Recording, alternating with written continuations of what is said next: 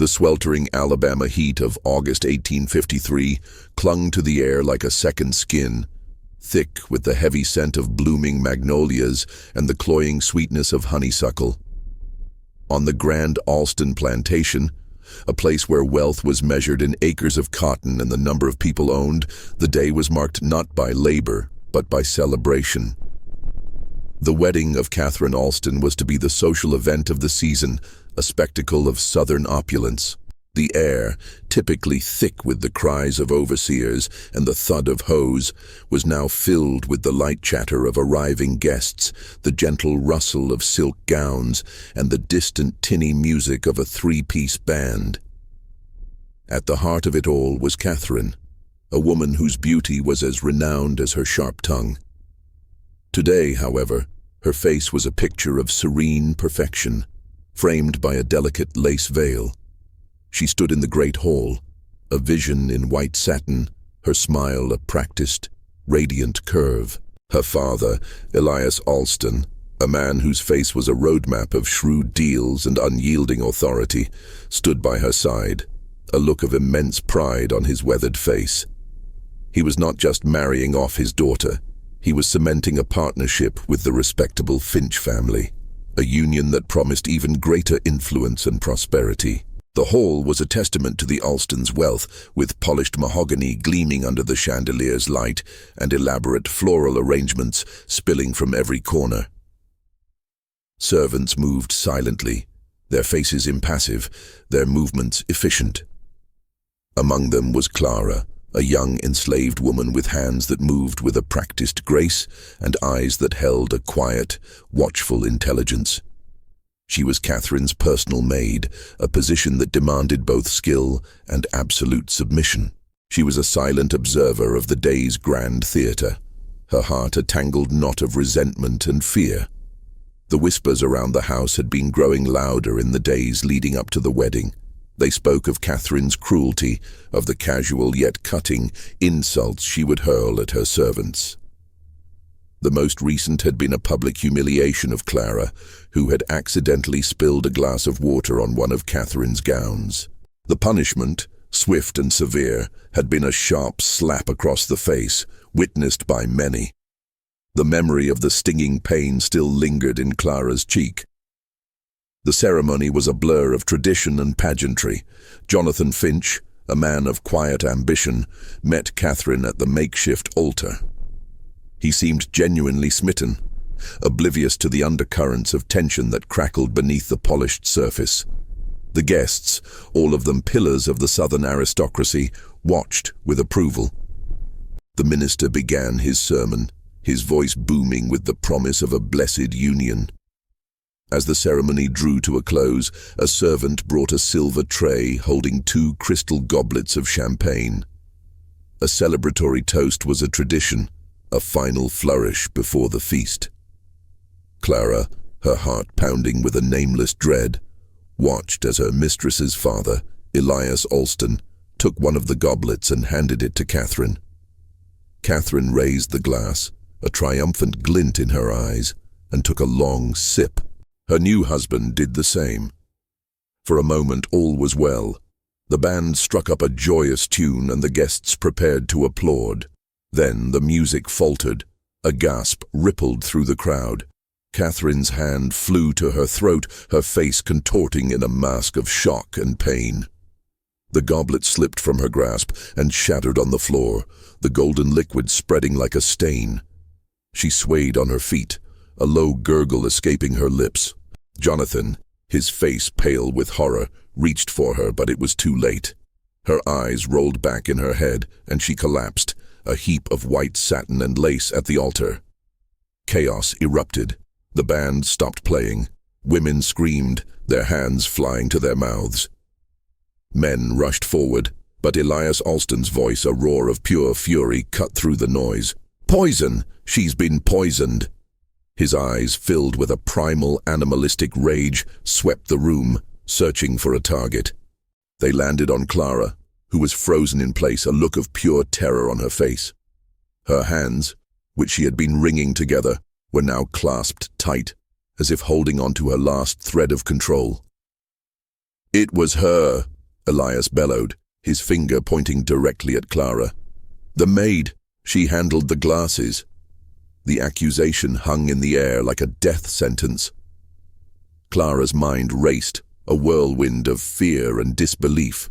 She hadn't touched the glasses since the moment she'd placed them on the tray under the watchful eye of the head butler. The tray had been taken by another servant and then handed to Elias. But in the frantic, accusatory energy of the moment, no one cared about such details. The evidence to them was a maid who had been humiliated just days before and now stood, trembling, at the scene of the crime. A commotion at the back of the room drew the attention of some of the guests. A young man, a stranger to most, pushed his way through the crowd. He was Dr. Julian Reed, a physician from Boston, a friend of the Finch family. He had come to the wedding to introduce himself to the Southern elite and was now met with a tableau of panic and death. Julian took in the scene with a physician's practiced eye, his gaze lingering on the broken glass, the spilled champagne, and the convulsing bride. He saw the cold, accusing glares directed at Clara and the simmering rage in Elias Alston's eyes. He felt a deep-seated unease. The swiftness of the accusation seemed too convenient. "Sir, you cannot be certain," Julian said, his voice calm but firm, cutting through the hysteria. "We must examine the evidence." Elias Alston's attention snapped to him, his face a mask of disbelief. "Who are you to question me? This is my daughter, and this animal poisoned her. I am Dr. Julian Reed." "And this animal is a human being," Julian replied, his voice hardening slightly. "A man of science knows that appearances can be deceiving. A full investigation is the only path to justice." Julian's words fell on deaf ears. Before he could say more, Elias gave a signal. Two men, hardened plantation overseers, grabbed Clara by the arms. She didn't fight, her body limp with shock, but her eyes, wide with a silent plea, met Julian's across the room. In that single, fleeting moment, Julian saw not the guilt of a murderer, but the terror of a woman, trapped and helpless. Clara was dragged from the hall as Elias Alston, his voice a low growl of vengeful promise, declared that justice would be served. He would break her, he vowed, and she would confess. The guests, shaken and disturbed, began to disperse, the grand celebration having curdled into a tragedy. Julian, however, did not leave. He approached the minister, a portly man whose face was still a picture of shock. "Sir, where is the other goblet?" The minister, still trembling, pointed to a small table near the altar. They took it. Her husband took it with her." Julian's gaze shifted to Jonathan Finch, who was now kneeling over his unconscious bride, his face buried in his hands. He was lost in a world of grief and shock, oblivious to the chaos around him. Julian knew he had to act fast. He had to examine the goblet to see if the poison was in both glasses or just one. He also needed to speak to Jonathan, to the servants who had prepared the tray, to anyone who could shed light on the events. He had a terrible feeling that he had stumbled into a story far more complex and sinister than a simple act of revenge. The taste of betrayal was in the air, a bitterness that outlasted the scent of magnolias and was more poisonous than any substance that could be put in a goblet. The truth was hiding in plain sight, and Julian knew that finding it would be a dangerous game, one that could cost him more than just his reputation. He had just witnessed the beginning of a tragedy, a prelude to a story of buried secrets and twisted loyalties, and he was determined to see it through to its horrifying end. He had to get to Clara. He had to talk to her before Elias Alston's fury silenced her forever. The curse of Hollow Ford had just begun, and the bride was only the first victim. The grand hall, once a place of joy, had become a mausoleum of whispered theories and fearful glances. Dr. Julian Reed, a man out of place in his tailored northern suit amidst the ruffled southern finery, felt the weight of the air, thick with unspoken suspicion.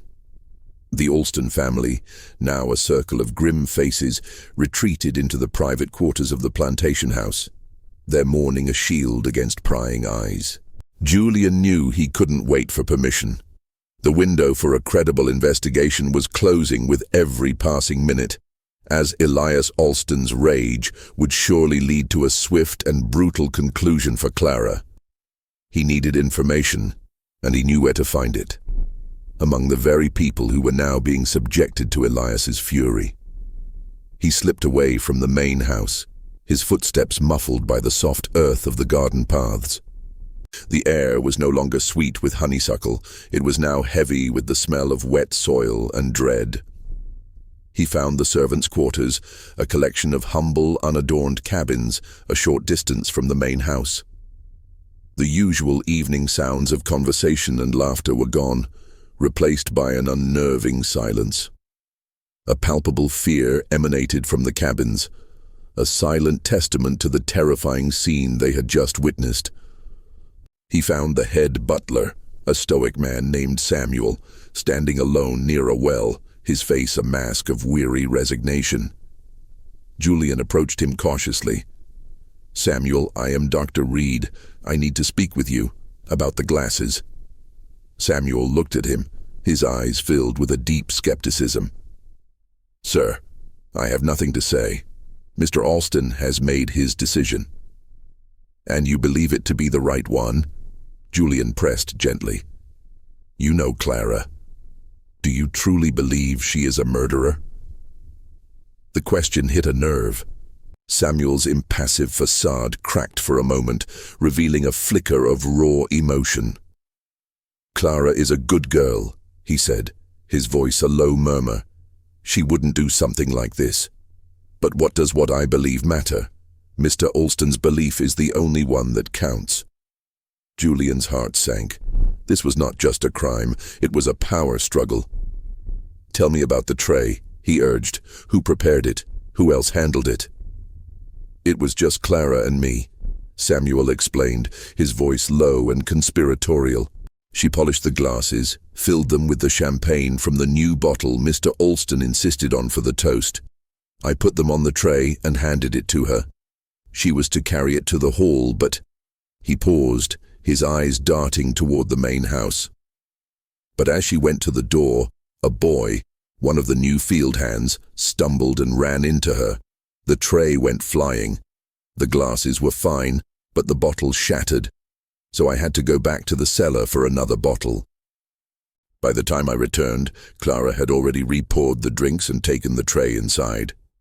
I asked her if she had needed help, but she simply shook her head and went inside, her face all worried and scared. But I thought it was because she had broken the bottle that Mr. Alston had wanted. Julian's mind worked quickly. This was a crucial piece of information. The timeline was now different. There was a window of opportunity, a moment when the glasses were left unattended. "Did you see who else was in the area after the first bottle broke?" Samuel shook his head. "No, sir. I was in a hurry to get back, but a lot of people were milling about. The commotion from the hall was growing. I didn't see anyone near the tray." It was a lead, but a slim one. It meant the poison could have been added at a different point, not by Clara. But if not Clara, who? And how? Julian then asked Samuel where they were holding Clara. With a glance toward a small, stone-walled building behind the main house, Samuel pointed. "The old smokehouse. They put her in there." His voice was barely a whisper, a mix of fear and shame. "Mr. Alston is in there now, with the overseers." Julian's blood ran cold. The smokehouse was a place of punishment, a dark, suffocating space. He had to act. He thanked Samuel and, feigning a need to relieve himself, circled around the back of the house toward the smokehouse. He could hear the muffled sounds of a struggle, a man's angry shouts, and a woman's whimpering. The air was still and thick, but here it carried a different kind of scent, the metallic tang of fear and the acrid smell of burnt wood and human despair. He saw the two overseers, burly men with hardened faces, standing guard outside. They looked at him with suspicion, their hands resting on the handles of their whips. Julian knew he couldn't just walk in. He had to be smart. He had to create a distraction. He spotted a small wooden shed nearby, a place for gardening tools. He remembered the smell of something strong and oily from inside. He crept to the shed, opened the door just enough to slip a small can of lamp oil and an old cloth from inside. He waited for the overseers to turn their backs for a moment, then poured the oil onto the cloth and lit it with a match. He threw the flaming cloth onto a nearby pile of dry leaves, and within seconds, a small but bright fire erupted. "Fire!" Julian yelled, his voice a convincing mix of alarm and urgency. "Fire by the servants' quarters." The overseers, startled, looked at each other, then toward the fire. The threat to the property was more immediate than guarding a prisoner. They ran toward the blaze, yelling for help. Julian didn't hesitate. He rushed to the smokehouse door. The latch was simple. A wooden bar slid into a metal ring. He unlatched it and slipped inside. The smell was overpowering, a mix of smoke, sweat, and fear. It was pitch black, but Julian could make out the figure of Elias Alston standing over Clara, who was curled on the floor, her hands tied behind her back. Elias, startled, whirled around. "What in the hell do you think you're doing, Doctor?" He snarled, his eyes narrowed with fury. "I am checking on her. I am a doctor, and I have a duty of care," Julian said, his voice steady despite his racing heart. "She's in a state of shock. You will get nothing from her like this." Elias scoffed. "She's a liar. She will confess. She may say what you want to hear to stop the pain, but it will not be the truth," Julian countered, his words a direct challenge to Elias's authority. "And what happens then? The truth, if it is not what you believe, will only bring more questions. You will never have peace." Elias hesitated. The fire outside, though small, was drawing more attention. He knew he couldn't be seen brutally interrogating his servant in front of the new doctor and a crowd of onlookers. He needed to maintain a veneer of control. "Very well," he said, his voice a low growl. "I will return, but do not think for a moment that she is not guilty." He stormed out, leaving Julian and Clara alone in the oppressive darkness. Julian knelt down beside Clara. She looked up at him, her eyes wide with a mixture of hope and terror. They didn't hurt you, did they?" he asked, his voice soft. She shook her head, tears streaming down her soot-stained face.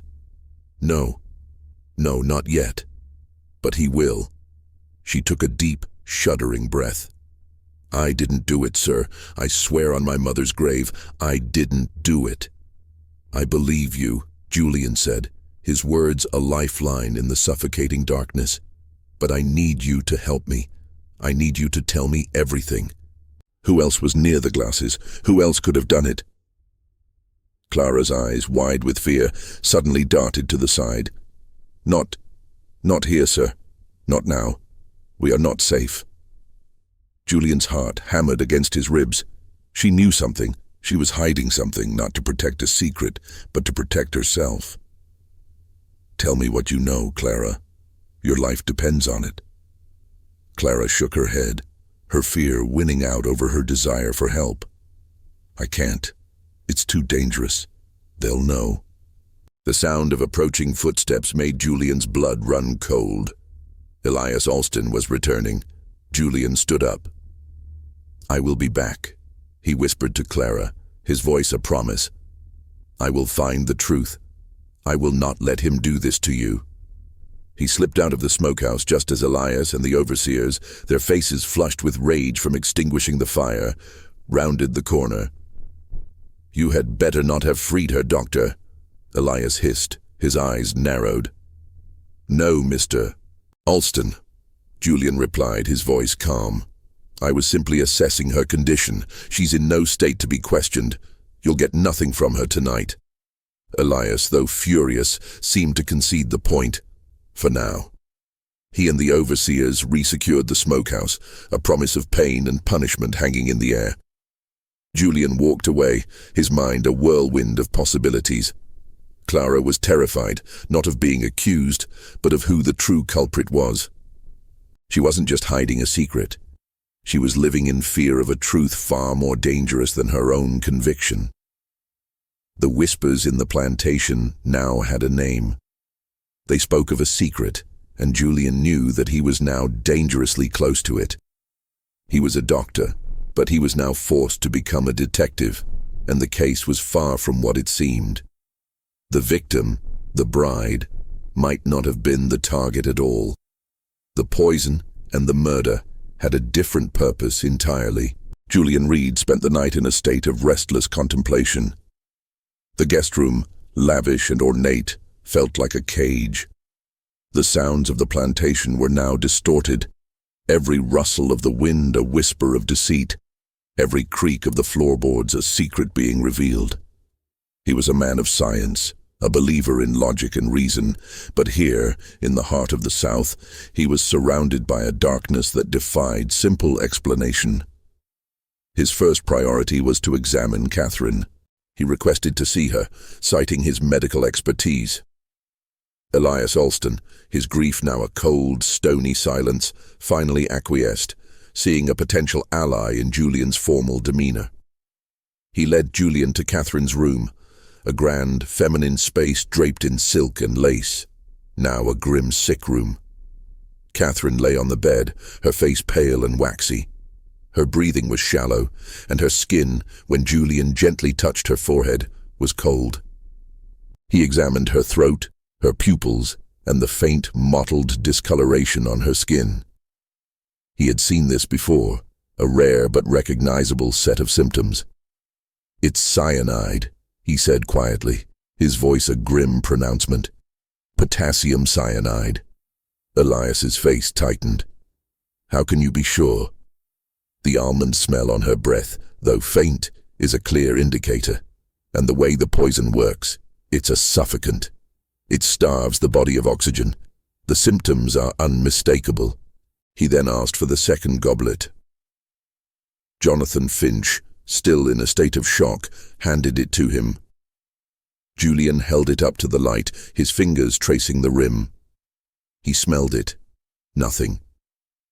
He took a small amount of liquid from it and performed a quick, crude test with a reagent he carried in his medical bag. The result was definitive. The second goblet was clean. This was a major breakthrough. It confirmed Clara's innocence, at least in the eyes of logic. But logic, Julian knew, held no sway in the world of the Alstons. It meant the poison had been placed in Catherine's goblet specifically, and only after the goblets had been separated. But when, and by whom? The window of opportunity was small. The only person who had been close to Catherine's glass besides Jonathan was Catherine herself and Elias. It was an absurd thought, but a logical one. Unless... He remembered Samuel's story. The glasses were left unattended for a brief period after the first bottle shattered. The new glasses, the new bottle of champagne. Who else was in the vicinity? Who could have tampered with only one of them? Julian left the sick room, his mind reeling. He had to think like a detective, not a doctor. He needed to find the source of the poison. Cyanide was not something you found in the average plantation pantry. It was a potent substance, often used in photography or by jewelers. Elias Alston had an extensive collection of rare books and a study filled with scientific instruments. Was it possible he had it for some other purpose? He made his way to the library, a room filled with the scent of aged paper and leather. Elias was there, nursing a glass of whiskey, his face etched with a complex mix of grief and resolve. "What are you looking for, Doctor?" Elias's voice was a low growl. "Just a book, Mr. Alston." Julian lied smoothly. "I find that reading helps to clear the mind in a time of crisis." He knew better than to be direct. He pretended to browse the shelves, his eyes scanning for anything out of place. He saw a small, locked cabinet in the corner, a place where valuable or dangerous chemicals might be stored. He saw a faint, crystalline dust on the outside of the lock, and a similar residue on the desk nearby. A strange, metallic glint caught his eye, and he saw a small, ornate key tucked away in the inkwell. It was a silver key with the Alston family crest on it. He knew he had to get his hands on it. He excused himself, citing a sudden headache, and left the room. He needed a plan. He sought out Jonathan Finch, the grief-stricken husband. Jonathan was a man of quiet grief, his face pale and his eyes haunted. He was sitting in the conservatory, staring blankly at a field of wilting flowers. Julian sat beside him. "Mr. Finch, I am truly sorry for your loss. I know this is an unimaginable time for you." Jonathan looked at him, his eyes devoid of emotion. She's not. She is in a deep coma, yes," Julian said gently. "But she is not gone yet. There is a chance. However small, there is a chance." He was lying, but it was a necessary lie. "But to save her, we must understand what happened. I need your help. I believe the truth is far more complicated than your father-in-law believes." Jonathan's gaze hardened. "My father-in-law is a man of honor. He believes the slave girl did it." "And I believe he is wrong," Julian said, his voice firm. "I've examined the evidence. Your glass was clean. Only Catherine's was poisoned. That means the act was directed at her specifically, and it happened after the glasses were on the tray." Jonathan's eyes widened with dawning horror. But who would do such a thing? Who would want to harm her? "That is what we must find out," Julian said. "Tell me, did Catherine have any enemies?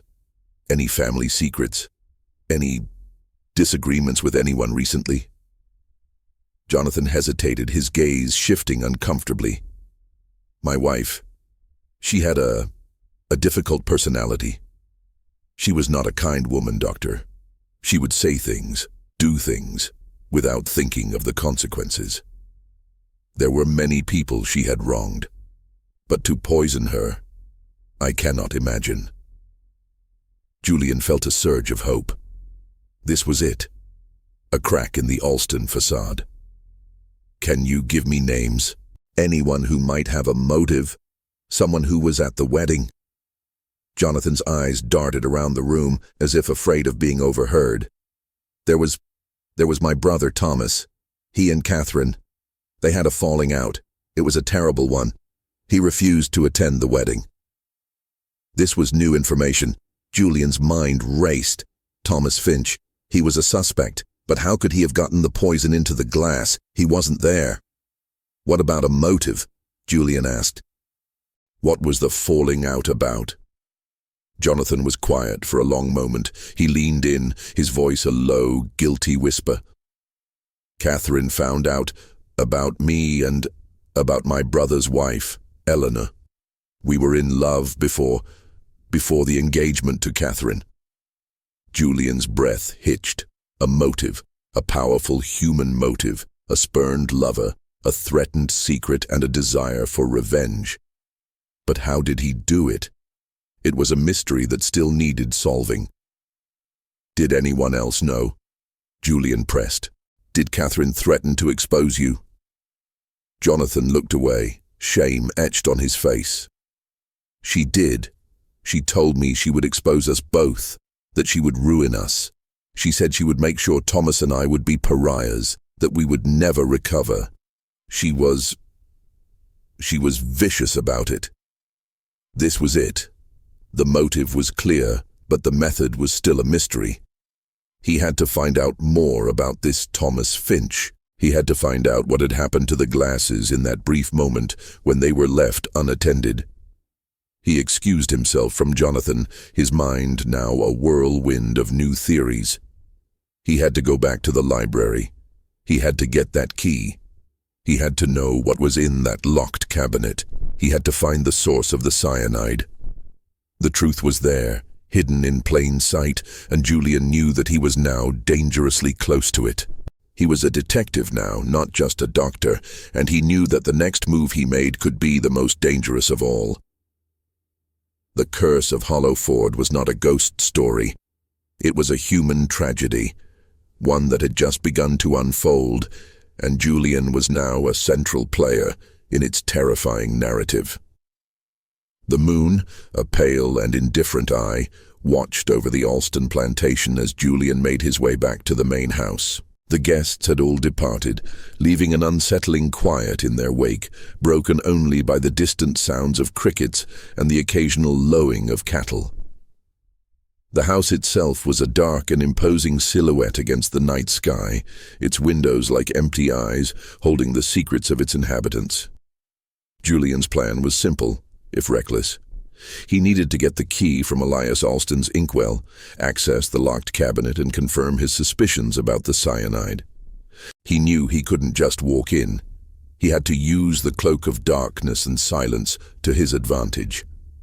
He approached the house from the back, slipping through the overgrown rose garden, the thorns catching at his trousers. He found an unlocked window in the study, a small oversight in the Alstons' obsession with security. He slipped inside, his heart pounding a nervous rhythm against his ribs. The study was a place of shadows and secrets, the air thick with the smell of old books and cigar smoke. He moved silently, his steps a soft whisper on the Persian rug. The moonbeams filtering through the window cast long, distorted shadows that danced with every gust of wind, making the room seem alive. He found the inkwell on the desk, its surface gleaming in the moonlight.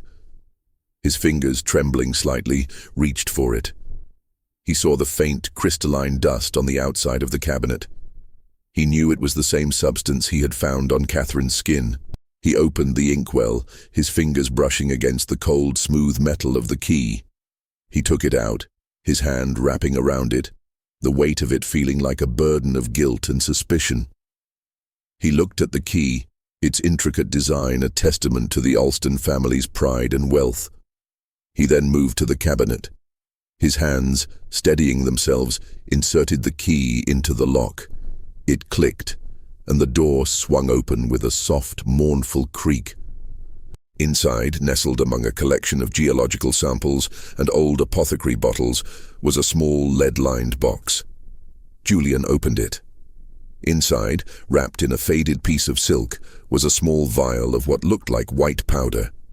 He carefully took a small amount on the tip of his finger and touched it to his tongue. A bitter, metallic taste, followed by the faint scent of almonds. It was cyanide.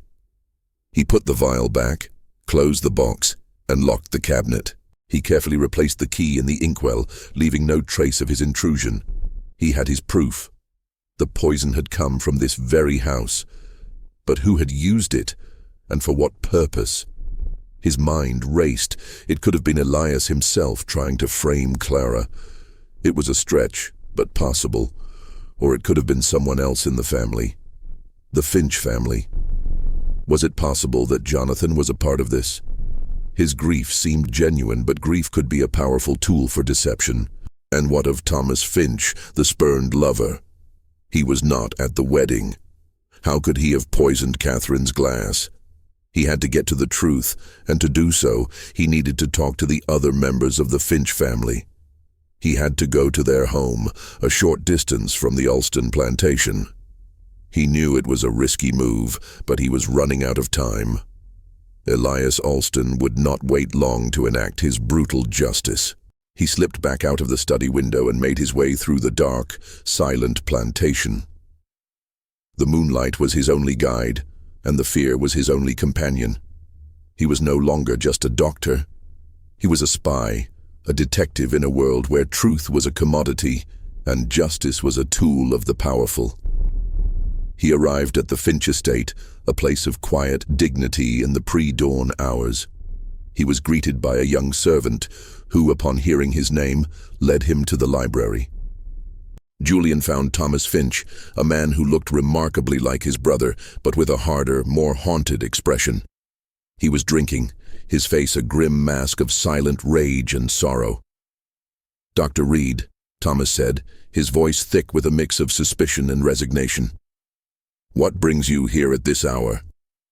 "I've come about the poisoning," Julian said, his voice direct. "I'm looking for the truth, Mr. Finch. I believe your brother is innocent, and I believe the slave girl, Clara, is innocent." Thomas's eyes narrowed.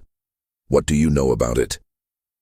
"I know that only Catherine's glass was poisoned," Julian said. "And I know that the poison, potassium cyanide, came from Elias Alston's study. And I know about you and your brother's wife, Eleanor, and about Catherine's threat to expose you." Thomas's face went white. He slammed his glass on the table, the sound a sharp, angry protest. "Who told you that, Jonathan? He promised he wouldn't." "He's in a state of shock, Mr. Finch," Julian said calmly. "He's not a liar, but he is a terrified man. And you, I believe, are terrified too. But you have a motive, a powerful one." Thomas stood up, his fists clenched at his sides. "I would never. I was not even at the wedding." "I know," Julian said, "but someone was. Someone knew about the secret. Someone had access to the poison, and someone had a reason to want Catherine silenced." Thomas sat down, his shoulders slumping. He ran a hand through his hair, his face a mask of defeat. "It wasn't me, Doctor. I swear it wasn't me. But I know who it was. I know who had the motive and the access and the will to do it. It was my brother's wife, Eleanor." Julian's breath hitched. "Eleanor? But she was your lover." "Yes," Thomas said, his voice filled with a terrible, bitter sorrow. "She was, and she was also the one who stood to lose everything. She knew that Catherine would not only ruin her, but she would also ruin me. She would take everything from us. She was a woman who was desperate, and a desperate woman is a dangerous woman." This was a new piece of the puzzle, a terrifying one. Eleanor had a motive. She had a connection to the Finch family, and through Jonathan she could have had access to the glasses. But how? She had no direct access to the Alston home. "Did she have a way to get the poison?" Julian pressed. "Did she know about the Alston family's private study?" Thomas shook his head. "I don't know. But I do know that she was the one who was most terrified. She was the one who had the most to lose. She was a woman who was willing to do anything to protect herself and her family." Julian knew he had to talk to Eleanor. He knew he was walking into a dangerous web of family secrets and betrayals. But he had no choice. Clara's life depended on it. He left Thomas, the quiet of the morning now feeling heavy with the weight of this new, terrifying revelation. He was a doctor, but he was also a man who had stumbled into a hornet's nest. The curse of Hollow Ford was not a ghost, it was a family, and its secrets were far more poisonous than any substance that could be put in a goblet. The truth was hiding in plain sight, and Julian knew that he was now a part of the terrifying story he was trying to solve. The sun rose, painting the Alabama sky in shades of orange and pink, a beautiful and deceptive start to a day that promised to be filled with dread. Julian, his mind a whirlwind of new theories and suspicions, returned to the Alston plantation. He had to act quickly before Elias's brutal justice took its course. He made his way to the house, his steps now filled with a new sense of urgency. He knew he had to find Eleanor, and he had to do it before anyone else did. He found her in the main hall, her face a mask of porcelain perfection, her eyes a mirror of calm, collected sorrow. She was speaking to Elias and Jonathan, her voice a soothing balm on their raw grief. Julian watched her from a distance, a sense of deep unease settling in his gut. There was something about her that didn't feel right. Her sorrow seemed too composed, too practiced. He knew he had to get her alone. He approached her, his voice a low, steady murmur. "Mrs. Finch, I am truly sorry for your loss. I would like to speak with you if you don't mind. In private." She looked at him, her eyes widening just a fraction before she composed herself. "Of course, Doctor. I would be happy to." She led him to a small, secluded study, a room filled with the scent of lavender and old paper. As soon as the door closed, Julian's demeanor shifted. "I know about you and Thomas, Mrs. Finch. I know about Catherine's threat to expose you, and I know about the poison." Eleanor's composure shattered. Her face, once a picture of serenity, crumpled into a mask of pure terror. "I don't know what you're talking about, Doctor." Her voice trembled, a telltale sign of her unraveling. "I have proof," Julian said, his voice firm and unwavering. "The poison came from this house, from Elias Alston's study, and the motive, the powerful human motive, points to you. You had the most to lose. You were the one who was most terrified of Catherine's cruel whims." Eleanor's facade crumbled completely. She sank into a chair, her body trembling with a mixture of fear and defeat. I didn't mean for her to die," she whispered, her voice a thin, fragile thread. "I just wanted to make her sick. Just for a few hours. Just enough to make them realize what a mistake they were making. Just enough for them to call off the wedding." Julian's breath hitched. He had been so focused on the murder that he had missed the most crucial part of the confession. The intention. Eleanor had not intended to kill Catherine. She had only wanted to stop the wedding. "How did you do it?" Julian asked, his voice a low, insistent whisper. "How did you get the poison? How did you get it into the glass?" Eleanor, her face buried in her hands, began to sob. I knew Elias kept a secret store of chemicals. I knew about the key in the inkwell. I had seen him use it before. I went in that morning when everyone was distracted. I took a small amount of the poison, just a tiny bit. And when the servant dropped the tray, I saw my chance.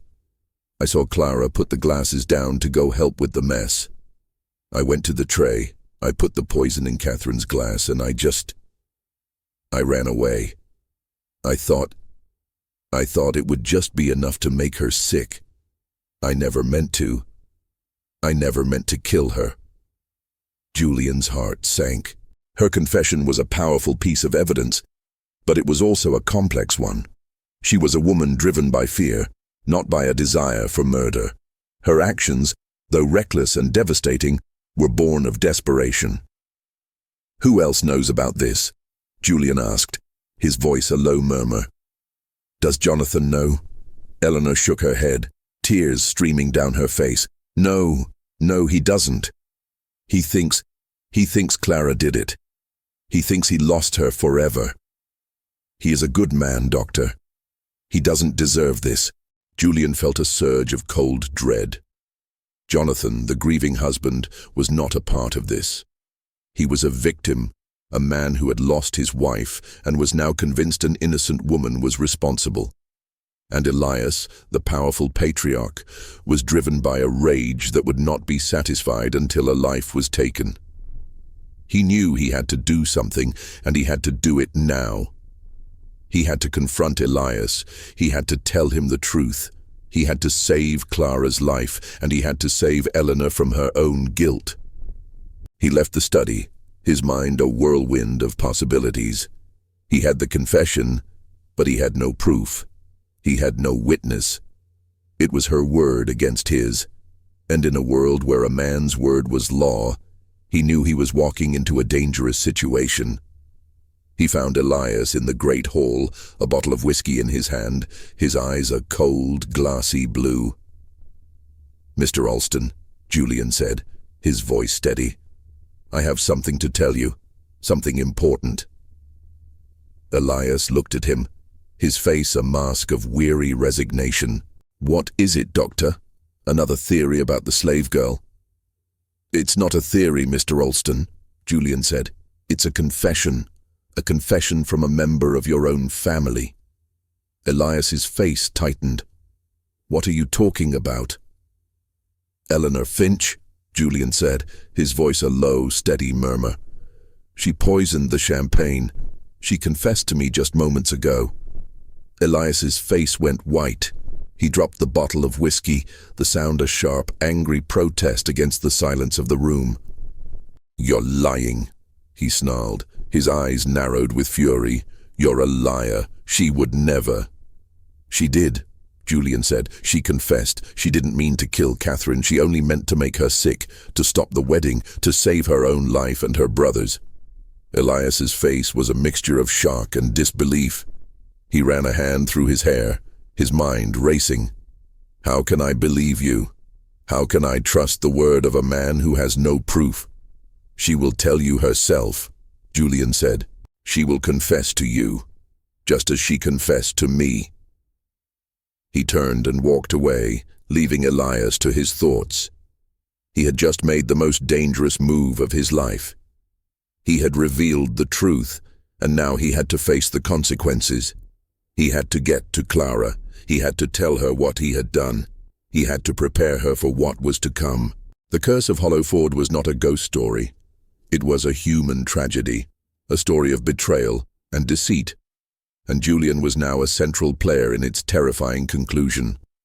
The hours that followed Julian's confrontation with Elias Alston were filled with a tense, suffocating silence. The air in the Alston plantation, once thick with the scent of flowers and celebration, now carried the heavy, sour smell of whiskey and unspoken rage. Julian knew he had set a series of events into motion that he could not control, and he waited, his heart a nervous drum against his ribs. He found solace in a quiet corner of the library, poring over medical journals and scientific texts, his mind a whirlwind of possibilities. He had to find a way to get Eleanor to repeat her confession, to make Elias believe her. He knew that without proof, her words would be dismissed as a lie, and Clara would still be condemned. He was interrupted by the sound of footsteps, a slow, deliberate rhythm that echoed through the silent halls. It was Jonathan Finch, his face a mask of cold, controlled fury. He was no longer the grieving husband. He was a man who had been betrayed, a man who had lost everything. "Julian," he said, his voice a low, dangerous whisper. "Is it true? Is what my father-in-law told me true?" Julian looked at him, his heart a knot of sympathy and fear. "What did he tell you, Jonathan?" He said my own wife, Eleanor, poisoned Catherine. He said it was an accident, a mistake. Is it true?" "Yes," Julian said, his voice quiet. "She confessed to me." Jonathan's face crumpled. He sank into a chair, his body trembling with a mixture of grief and rage. "Why?" he whispered. "Why would she do such a thing? I loved her. I gave her everything. Why?" "She didn't mean to kill her, Jonathan," Julian said. "She was terrified. She was afraid that Catherine would expose your secret, that she would ruin you both. She was desperate. A desperate woman is a dangerous woman." Jonathan's face, once a mask of sorrow, hardened. "She could have come to me," he said, his voice a low growl. "She could have told me. We could have faced it together, but she chose this. She chose to lie, to deceive, to condemn an innocent woman to a brutal death." Julian saw the rage in Jonathan's eyes, a cold, unyielding fire that threatened to consume him. He knew that Jonathan was now a dangerous man, a man who had been betrayed and was seeking justice. He was a wild card in this game of secrets and lies, and Julian knew that he had to be careful. "Jonathan," Julian said, his voice calm and steady, "we must find a way to prove her confession. We must get her to tell her story to Elias. We must save Clara." Jonathan looked at him, his eyes filled with a raw, unyielding pain. "I don't care about the slave girl," he said, his voice a low hiss. "I care about Eleanor. I care about what she did to us. I will not rest until she is brought to justice." Julian's heart sank. He had just created another enemy. He had just turned a grieving man into a vengeful one, and he knew that this would only complicate matters. He had to find a way to make them all see reason. He had to find a way to save them all from themselves. He left Jonathan and went to the back of the house, to the smokehouse where Clara was being held. He had to talk to her. He had to tell her what he had done. He had to prepare her for what was to come. He found her huddled in a corner, her body trembling with a mixture of fear and exhaustion. He knelt down beside her, his voice a soft, reassuring whisper. "Clara, I have something to tell you. I know who did it. I know who poisoned Catherine." Clara looked at him, her eyes wide with a mixture of disbelief and hope. "Who?" she whispered. "Eleanor Finch," Julian said. "She confessed to me. She told me she didn't mean to kill Catherine, that she only meant to make her sick, to stop the wedding." Clara's eyes widened with a dawning horror. "Eleanor, Mrs. Finch," she whispered, her voice a low murmur of shock. "She did it because of a secret," Julian said, "a secret that Catherine threatened to expose, a secret that would have ruined her and her husband." Clara's mind worked quickly, her fear now replaced with a cold, calculating resolve. "I knew she was there," she said, her voice low and steady. "When the tray fell, I saw her. She was hiding in the shadows. I saw her touch the glasses. I thought she was just trying to help, to make sure they were okay. I never thought she would do something like this." Julian's heart hammered against his ribs. This was a crucial piece of information. Clara was a witness. She was the only person who could corroborate Eleanor's confession. She was the key to setting herself free. "Clara," Julian said, his voice filled with a new sense of urgency. "You must tell Elias what you saw. You must tell him that Eleanor touched the glasses. It's the only way to save your life. It's the only way to prove your innocence." Clara's eyes filled with a mixture of fear and resolve. She knew the risk. She knew that telling the truth could get her killed, but she also knew that lying would condemn her to a brutal, unjust death. She took a deep breath, and then with a single decisive nod, she said, I will tell him." Julian's heart leaped with a mixture of hope and fear. He knew that this was a dangerous move. He knew that he was putting Clara's life at risk, but he also knew that it was the only way to get justice. The curse of Hollow Ford was not a ghost story. It was a human tragedy, a story of betrayal and deceit, and Julian was now a central player in its terrifying conclusion. The sun was a fiery ball in the late afternoon sky, casting long, distorted shadows across the Alston plantation. The air, once filled with the hushed dread of a crime, was now thick with a new kind of tension, a quiet, simmering rage that threatened to boil over at any moment. Julian knew that he had to act now, before the heat of the day and the fury of Elias Alston became too much to bear. He found Elias in the study, a glass of whiskey in his hand, his face a grim mask of silent, simmering rage. He was no longer the proud, unyielding patriarch. He was a man who had been betrayed, a man who had lost his daughter and his sense of control. "Mr. Alston," Julian said, his voice calm and steady, "we need to talk. I have a witness who can corroborate Eleanor Finch's confession." Elias looked at him, his eyes narrowed with a dangerous mix of suspicion and disbelief. "What are you talking about, Doctor? I've heard enough of your lies. You have no witness. You have no proof." "I have Clara," Julian said. "She saw Eleanor touch the glasses. She saw her when the tray fell. She saw her tamper with the champagne." Elias's face went white. He slammed his glass on the table, the sound a sharp, angry protest against the silence of the room. "You're lying," he snarled. "She's a liar. She will say anything to save her own skin." "She is not a liar," Julian said, his voice firm. "She is a witness to a crime that was not hers." Elias stood up, his fists clenched at his sides. I will not listen to this nonsense. The girl is guilty. She will be punished. I have already made my decision. Julian's heart hammered against his ribs. He knew that he had to do something, and he had to do it now. He had to force Elias to listen. He had to force him to see the truth. "Mr. Alston," Julian said, his voice a low, steady murmur, "you are not a murderer. You are a man who has lost his daughter, and you are seeking justice. But you are about to make a terrible mistake. You are about to condemn an innocent woman to death, and you are about to let a guilty one go free. You will never have peace. You will never have justice. You will only have the ghost of your daughter and the knowledge that you made a terrible mistake." Elias's face crumpled. He sank back into his chair, his shoulders slumping with a mixture of grief and defeat. He ran a hand through his hair, his mind racing. He was a man who prided himself on his sense of justice, on his ability to see the truth. But now, he was faced with a truth that he did not want to see, a truth that would destroy his family and his legacy.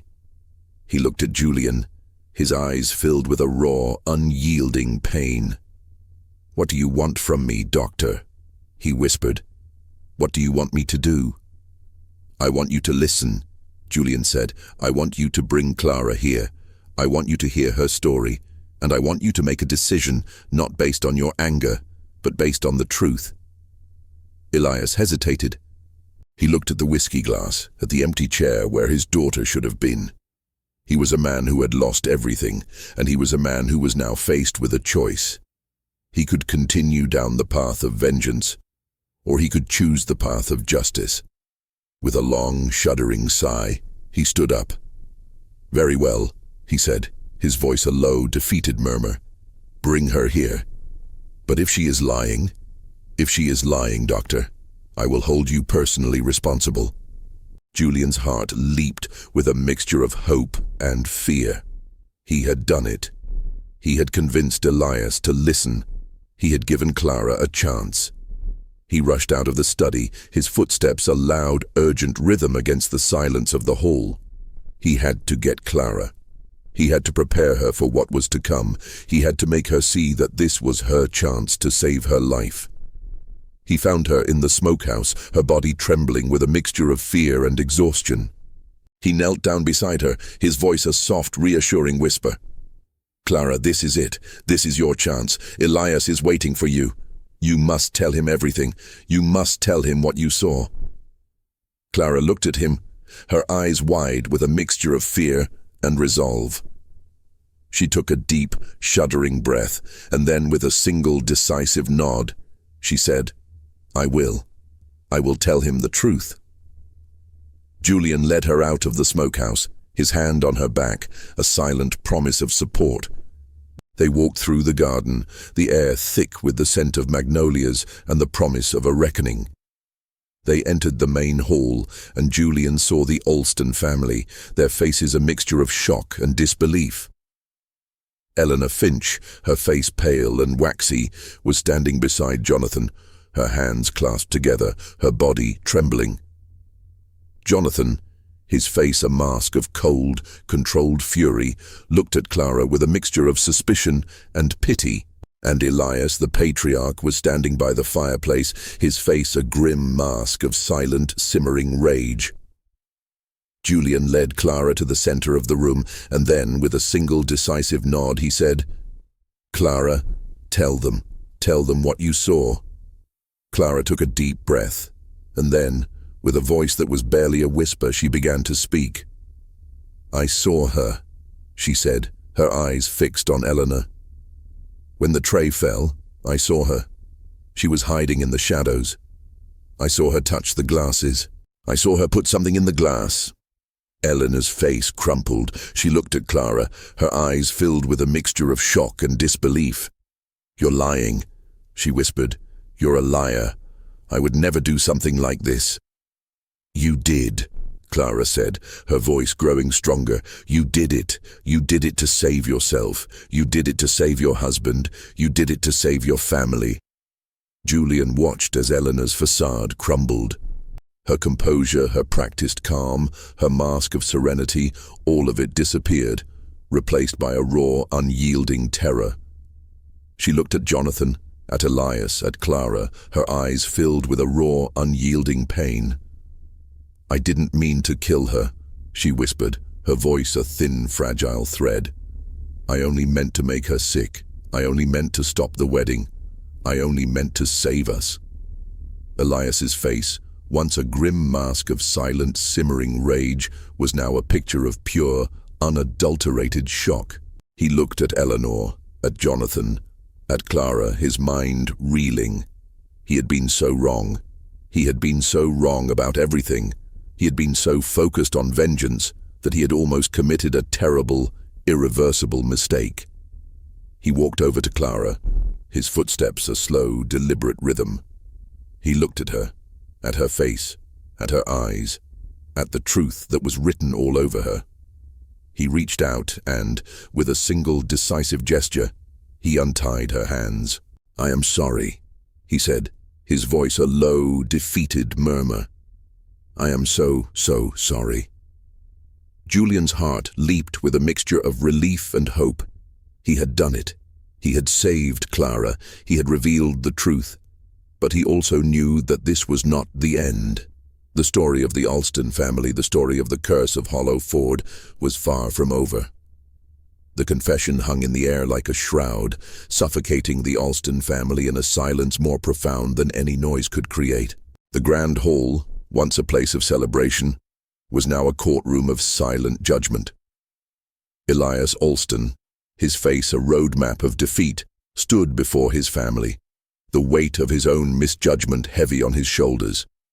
He had been so certain, so driven by his rage and grief, that he had been blind to the truth. Eleanor Finch, her face a mask of shame and despair, was now a prisoner of her own guilt. Jonathan, her husband, looked at her with a mixture of love and betrayal, his grief now a tangled knot of confusion and rage. Clara, the innocent scapegoat, stood in the center of the room, her hands free, her eyes a mirror of a terrifying ordeal. Julian, the accidental detective, watched it all, his heart a mix of triumph and sorrow. He had done what he set out to do. He had found the truth, and he had saved an innocent life. But he also knew that he had shattered a family, and that the repercussions of his actions would be far-reaching and devastating. Elias, with a deep, shuddering sigh, finally broke the silence. "Eleanor," he said, his voice a low, defeated murmur. "Why? Why did you do this?" Eleanor looked at him, her eyes filled with a raw, unyielding pain. "I didn't mean to, Father," she whispered, her voice a thin, fragile thread. I just wanted to stop the wedding. I was so afraid. I was so afraid of what she would do. I didn't want to lose him. I didn't want to lose everything." Elias's face crumpled.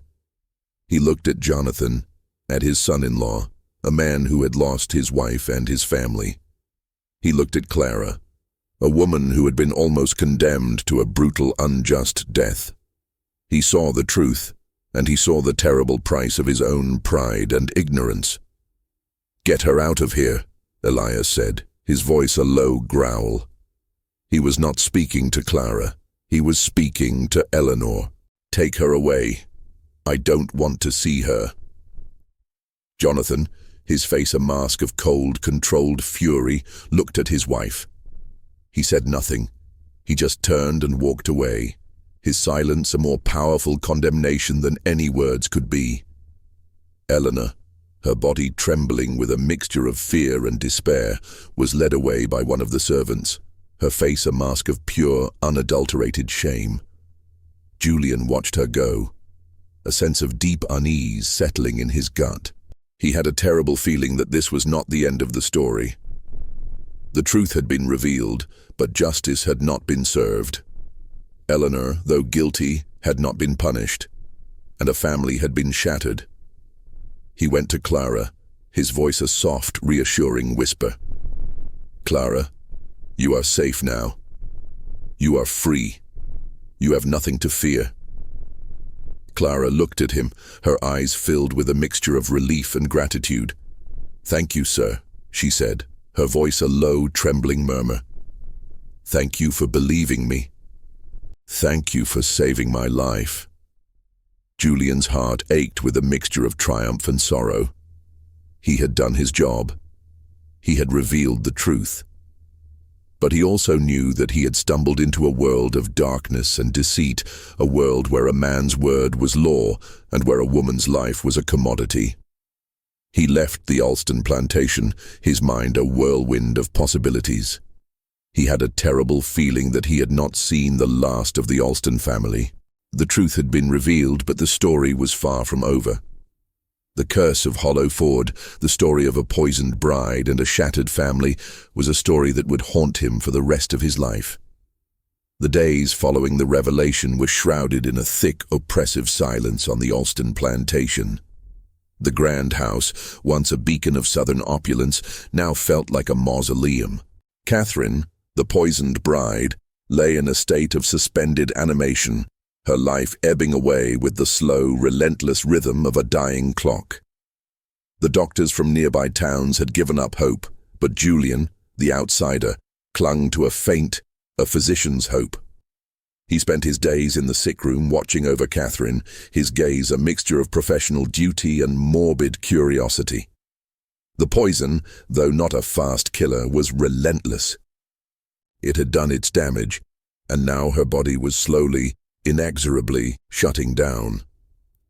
Julian knew that she was a ghost of a person, a reminder of the darkness that lay beneath the surface of the Alston family.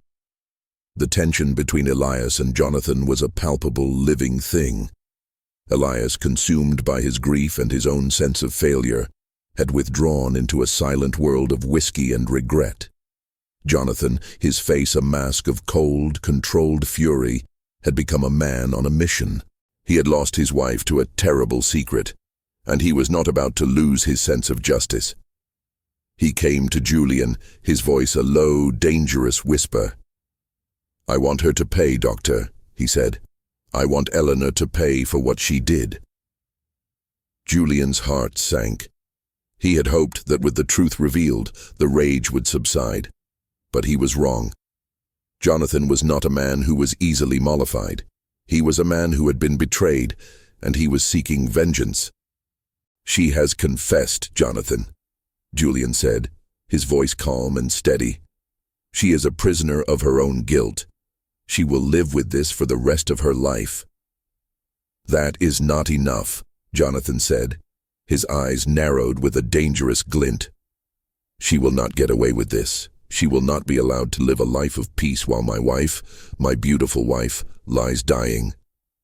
Julian knew he was a man who would not be reasoned with.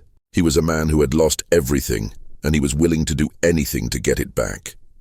He was a dangerous man, and Julian knew that he had to be careful. He went to Eleanor, who was now confined to her room in the Finch estate, a prisoner of her own shame. He found her huddled in a corner, her face pale and waxy, her eyes filled with a mixture of fear and despair. "Mrs. Finch," Julian said, his voice a soft, reassuring whisper. "I am here to help you. I want you to know that you are not alone. You have confessed. You have done the right thing. But I must warn you, your husband is not satisfied. He wants more than just a confession." Eleanor looked at him, her eyes widening with dawning horror. He wants to hurt me," she whispered, her voice a thin, fragile thread. "He wants justice," Julian said. "He wants you to pay for what you did. He wants you to suffer for what you did to his family." Eleanor's face crumpled. She sank into a chair, her body trembling with a mixture of fear and defeat. "I didn't mean to," she whispered. "I swear I didn't mean to kill her." Julian's heart ached with a mixture of triumph and sorrow. He had found the truth, but he had also created a monster. He had revealed the secret, but he had not solved the problem. The curse of Hollow Ford, the story of a poisoned bride and a shattered family, was a story that would haunt him for the rest of his life. He left Eleanor, his mind a whirlwind of possibilities. He had to do something. He had to find a way to stop Jonathan before he did something terrible. He had to find a way to bring this story to a conclusion that was not just vengeful. He went to Elias, who was still in the study, his face a grim mask of silent, simmering rage. "Mr. Alston," Julian said, his voice calm and steady. "I have something to tell you. I believe your son-in-law is seeking vengeance. I believe he is a danger to your family." Elias looked at him, his eyes narrowed with a dangerous glint. "What are you talking about, Doctor? Jonathan is a good man. He is a man who has been betrayed." "He is a man who is seeking vengeance," Julian said. "He is not satisfied with her confession. He wants more than just a confession. He wants blood." Elias's face crumpled. He looked at Julian, his eyes filled with a raw, unyielding pain. "What do you want me to do, Doctor?" he whispered. "What do you want me to do?" "You must stop him," Julian said. "You must talk to him. You must make him see reason. You must make him see that vengeance is not justice. It is only a cycle of pain and destruction." Elias, with a deep, shuddering sigh, stood up. He walked out of the study, his footsteps a slow, deliberate rhythm against the silence of the hall. Julian watched him go, his heart a mixture of hope and fear. He had done his job.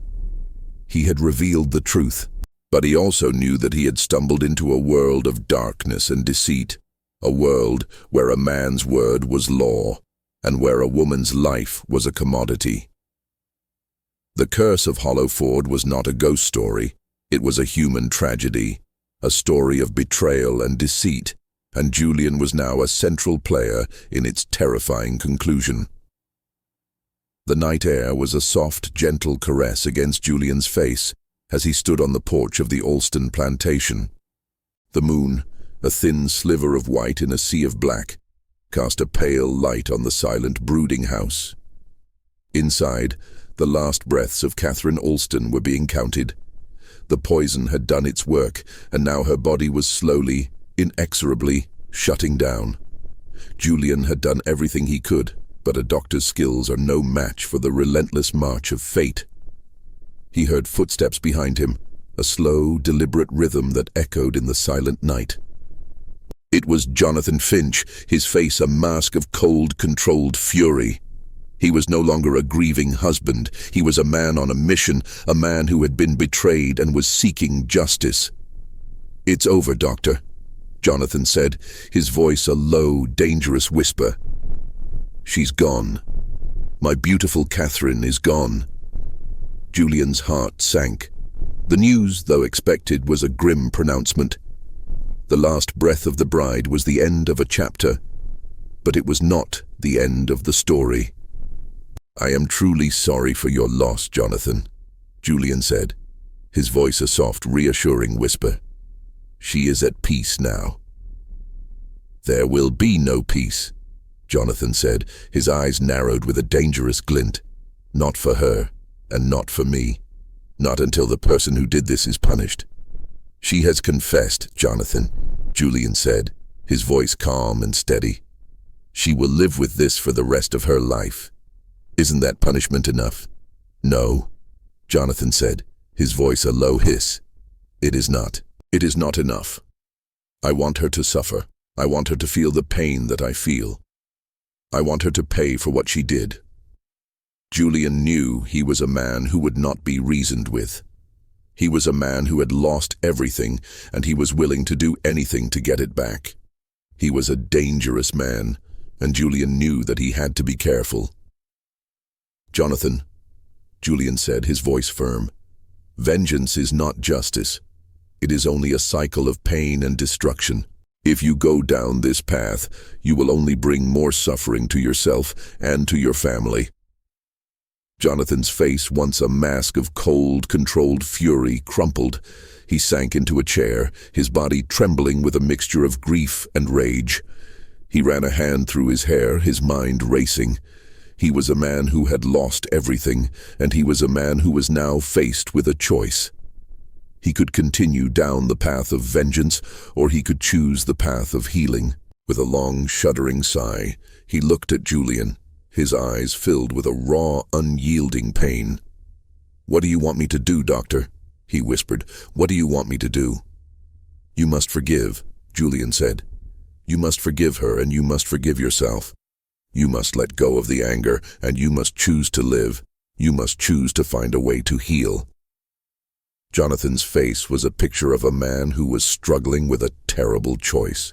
He was a man who had been betrayed, and he was a man who was now being asked to forgive. He looked at the silent house, at the empty fields, at the ghost of his wife, and he knew that he had to choose. He had to choose between a life of vengeance and a life of peace. He stood up, his shoulders slumping with a mixture of grief and defeat. "I don't know if I can," he said, his voice a low, defeated murmur. "I don't know if I can ever forgive her, but I will try. I will try." Julian's heart ached with a mixture of triumph and sorrow. He had done his job. He had revealed the truth. He had saved an innocent life. But he also knew that he had stumbled into a world of darkness and deceit, a world where a man's word was law and where a woman's life was a commodity. The curse of Hollow Ford, the story of a poisoned bride and a shattered family, was a story that would haunt him for the rest of his life. He left the Alston plantation, his mind a whirlwind of possibilities. The truth had been revealed, but the story was far from over. The last breath of the bride was the end of a chapter, but it was not the end of the story. The curse of Hollow Ford, the story of a poisoned bride and a shattered family, was a story that would live on, a ghost in the annals of history, a terrifying reminder of the darkness that lies beneath the surface of a seemingly perfect world. And Julian, the accidental detective, was a witness to it all. A man who had seen the truth and had been forever changed by it.